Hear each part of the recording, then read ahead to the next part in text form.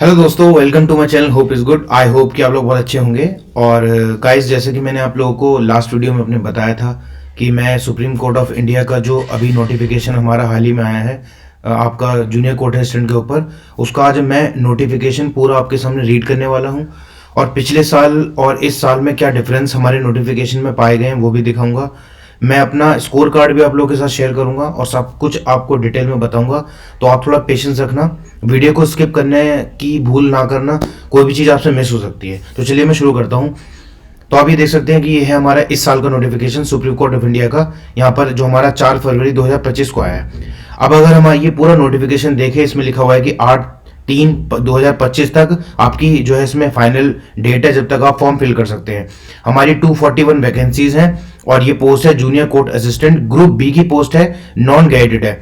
Okay, इसका जो pay level है वो है 6, pay matrix with initial basic pay of 35,400 रुपए। इतना ही हमारा सेंट्रल गवर्नमेंट में भी पाया जाता है। ठीक है। The approximate gross salary as per existing rule of allowance including HRA comes to 7,240। मतलब आपकी जो ग्रॉस सैलरी बनेगी वो 72,040 रुपए बनेगी, जो कि आपके ग्रेड पे 4200 के अकॉर्डिंग बनती है आपकी।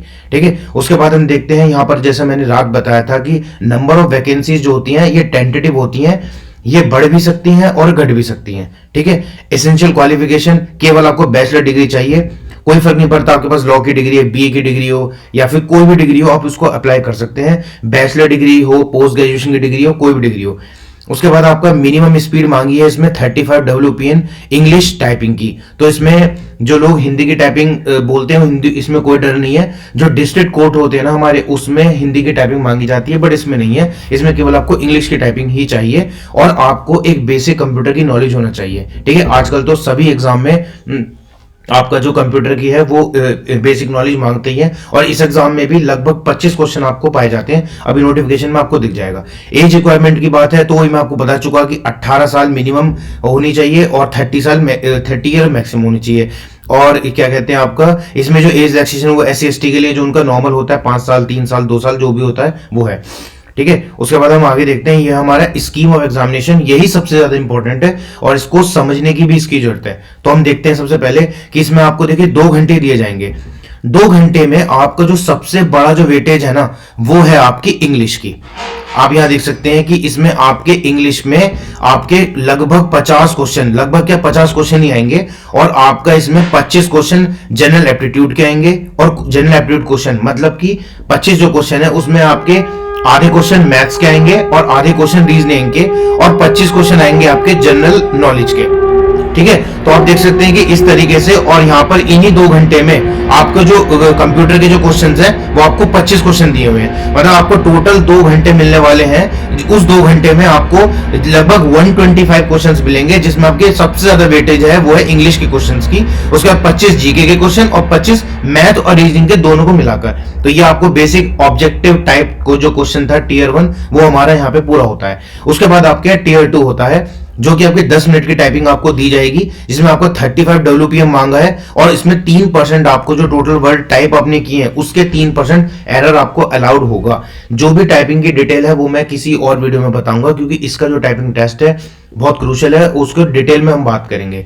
और उसके बाद आपका डिस्क्रिप्टिव टेस्ट आता है, जो कि हमारा सेकंड लास्ट स्टेज है इस एग्जाम की, जो कि आपको 2 घंटे का दिया जाता है, जिसमें आपको कॉम्प्रिहेंशन पैसेज दिया जाएगा, उसके आंसर्स आपको खुद से अपने हैंड राइटिंग में लिखने होंगे, प्रेसी राइटिंग लिखना होगा आपको, और एक ऐसे राइटिंग लिखना होगा। तो इस तरीके से ये डिपेंड करता है, मतलब हर साल डिपेंड करता है कि कभी वो प्रेसी दे देता है, कभी नहीं देता है, और ऐसे राइटिंग कॉम्प्रिहेंशन ये सब कुछ डिपेंड करेगा। ठीक है। कभी वो कॉम्प्रिहेंशन ज्यादा 2-3 दे सकता है, कभी ऐसे ना दे के प्रेसी दे सकता है। तो ये सब आपको मतलब ईयर टू ईयर वेरी करता है, इसमें ऐसा कुछ खास नहीं है।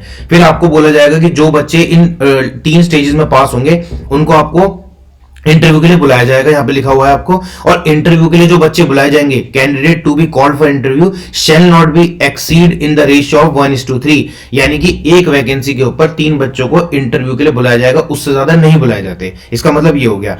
ठीक है। अब यहाँ पर आपका यहाँ पे इन्होंने जो है अपने वो दिए हैं कि टेस्ट सेंटर्स हमारे लगभग इनके 128 जो है टेस्ट सेंटर्स होंगे ऑल ओवर इंडिया। तो आपको यहाँ पे इन्होंने पूरी लिस्ट दी है, नीचे देखिए यहाँ पे आपका जो भी आपका डिस्ट्रिक्ट के आसपास जो भी मतलब सेंटर पड़े आप वहां से अपना फॉर्म भर सकते हैं। लगभग 128 सेंटर्स आपको दिए हैं। ठीक है।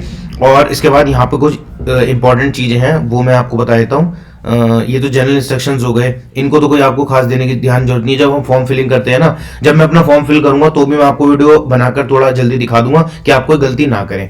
ठीक है, ईडब्ल्यूएस वाले जो बच्चे हैं वो थोड़ा अपना जो क्रूशियल डेट होती है उसका ध्यान रखें कि वो गलती आपसे ना हो जाए। ठीक है, और बाकी वही पेनल्टी मिसकंडक्ट वगैरह नहीं होना चाहिए। ठीक है, और हाँ लिखा हुआ है नो टीएडीए एग्जाम के लिए नहीं मिलता है, और बाकी सारी चीजें नॉर्मल हैं। वो तो आपको इतना कोई ज्यादा, जितने भी सभी एग्जाम में हमारे जो भी इंस्ट्रक्शंस होते हैं वो बेसिक है, कोई दिक्कत नहीं है।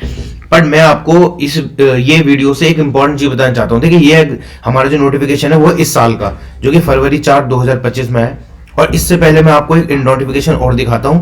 ये है पिछले साल का नोटिफिकेशन जो जून 18 2022 को आया था। अब आप यहां देख सकते हैं कि इस नोटिफिकेशन में और इस नोटिफिकेशन में वर्ड टू वर्ड चीजें सेम है, कोई डिफरेंस नहीं है, बस केवल सैलरी का डिफरेंस है। यहां पर आपके 63,068 रुपए आपको इन हैंड मिल रही थी, यहां पर आपको 72,040 रुपए आपको इन हैंड मिल रहा है। बट देखिए, सबसे बड़ा जो खेल हमारा होने जा रहा है ना, वो यहां पर इन लोगों ने नोटिफिकेशन में नेगेटिव मार्किंग की बात नहीं बताई है। जब हम 2022 की बात करते हैं, ये जो आपके सामने खुला हुआ है 2022 का खुला हुआ है। 2022 में आप देख सकते हैं दोस्तों, यहां पर इन्होंने 2 आर दिए हैं एग्जाम के, और लिखा हुआ है कि 1/4 नेगेटिव मार्किंग है। बट इस बार के नोटिफिकेशन में इन लोगों ने ये चीज मेंशन नहीं करी है। तो हो सकता है कि आने वाले दिनों में सुप्रीम कोर्ट ऑफ इंडिया का ये नोटिफिकेशन रिवाइज्ड हो और वो लोग नेगेटिव मार्किंग के बारे में बताएं आपको। ये आगे चल के देखने को मिल सकता है। मैं श्योर हूं कि नेगेटिव मार्किंग होगी, क्योंकि वो इतना पैटर्न हेरफेर नहीं हो सकता। ठीक है, और बाकी यहां पर देखिए पिछले साल में था, और बाकी एज सच कोई चेंज नहीं है। अब देखिए, जो भी आप नोटिफिकेशन आप यहाँ देख रहे हो, ये इसका लिंक भी मैं अपने डिस्क्रिप्शन में डाल दूंगा वीडियो में। बट आपको समझने की क्या जरूरत है। देखिए, इन्होंने जो नोटिफिकेशन आपको दिया हुआ है ये अधूरा है। इन लोगों ने प्रॉपर मार्किंग की बात नहीं करी है अभी, किस तरीके से मार्किंग होती है, किस तरीके से फाइनल मेरिट बनती है, ये इस साल भी नोटिफिकेशन में नहीं दिया हुआ है। वो अगर आप गो थ्रू करेंगे, और पिछले साल भी नहीं दिया था। पर अब देखिए, अब आपको मैं बहुत बड़ी चीज दिखाने जा रहा हूं। यहां पर आप देख सकते हैं, एक जस्ट वेट अ मिनट, एक मिनट। यहां पर देखिए, मैं आपको दिखाता हूं। ये आपको दोस्तों दिख रहा होगा, जस्ट वेट, हाँ ये आपको दिख रहा होगा। ये मेरा जो है आपका पिछले साल का मेरा जो है ये स्कोर कार्ड है। मेरा रोल नंबर, एप्लीकेशन, नाम, ये सब वो तो मेरी पर्सनल डिटेल वो मैंने ऐड की है। अब आप यहाँ देख सकते हैं कि जो पहला ऑब्जेक्टिव टेस्ट हुआ था, ये अब मैंने बताया कि आपको 100 + 25 125 क्वेश्चन होंगे। उसमें नॉर्मलाइज मार्क्स मेरे जो है वो 64.238099 आए। मेरे मार्क्स लगभग ऐसे 50 मतलब 50 या 52 के आसपास कट ऑफ थी, मेरे उससे ज्यादा मार्क्स आए थे। और मेरे कंप्यूटर में आए 25 में से 15। कंप्यूटर में ये मिनिमम कट ऑफ देते हैं।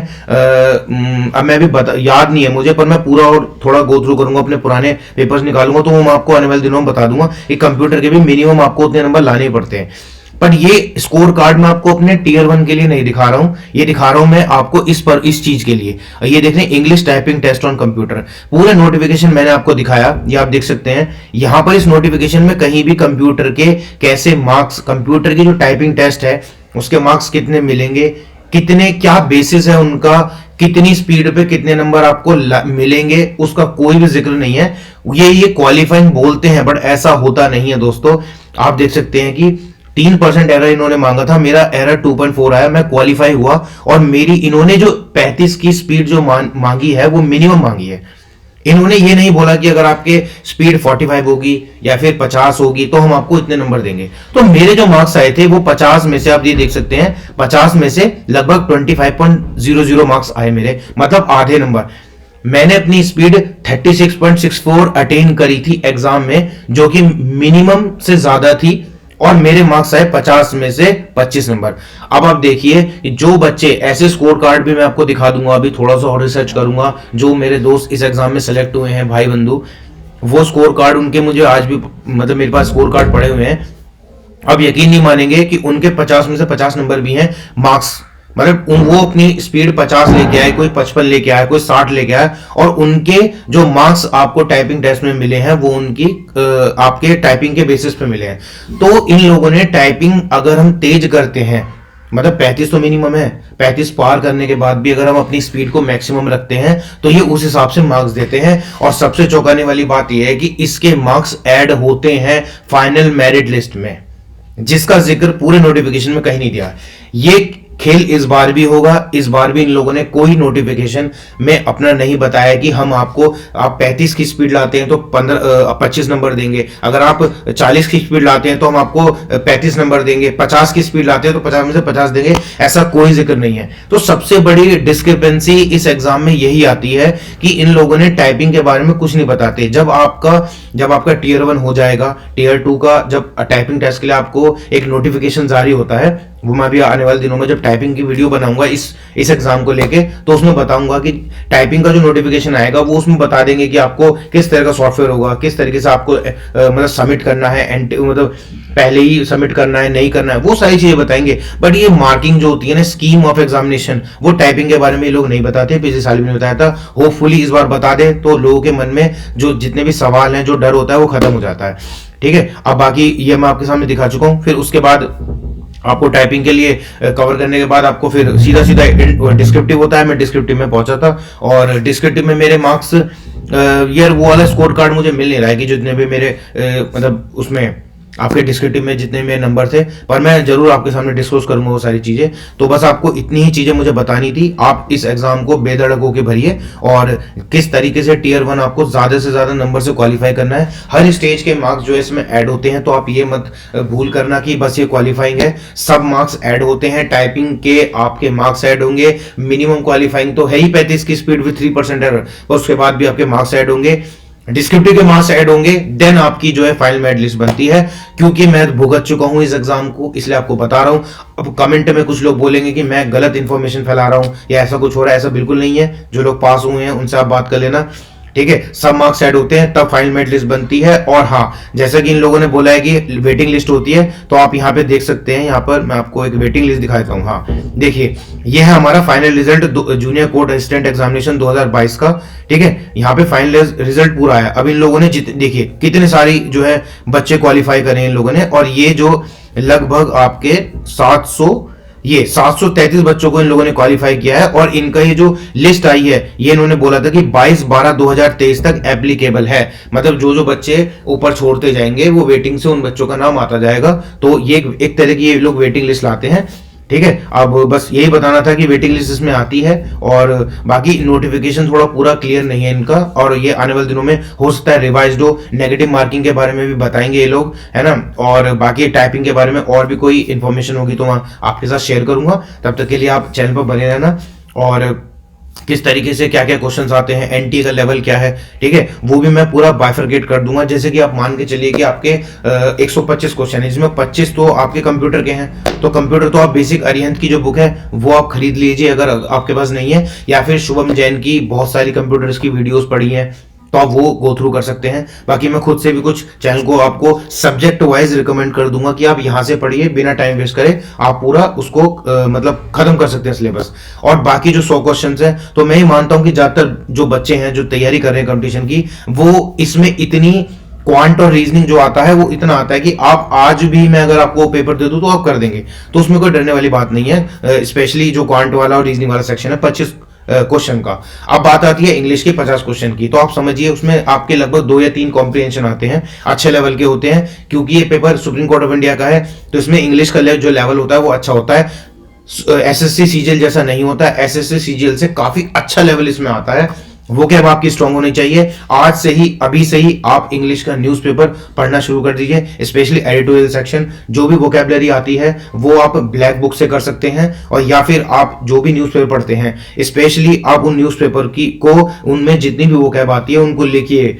जो भी फ्रेजल वर्ब आते हैं उनको नोट डाउन करिए, इडियम्स आते हैं उनको नोट डाउन करिए। और आज से ही, अभी से ही एक काम कर लेना, अगर आप इस फॉर्म को भरते हो तो जितनी भी सुप्रीम कोर्ट के जो वर्डिक्ट्स होते हैं या फिर हाई कोर्ट के या किसी भी डिस्ट्रिक्ट कोर्ट के कोई भी मेन वर्डिक्ट होते हैं, आप उनके अभी से ही एक नोट्स बना लें, ताकि आपको जब ये एग्जाम हो तो कोई डिफिकल्टी ना हो। ये एग्जाम बहुत जल्दी कंडक्ट कराया जाता है। यहाँ पे आप देख सकते हैं, यहाँ पर 8 तारीख को 8/3/2025 तक आपकी इसमें डेट है। तो मैं ही 8 मार्च तक जो है फाइनल डेट है, तो आप इसमें मान सकते हैं कि ये पेपर अप्रैल के फर्स्ट हफ्ते तक आपका कंडक्ट हो जाना चाहिए।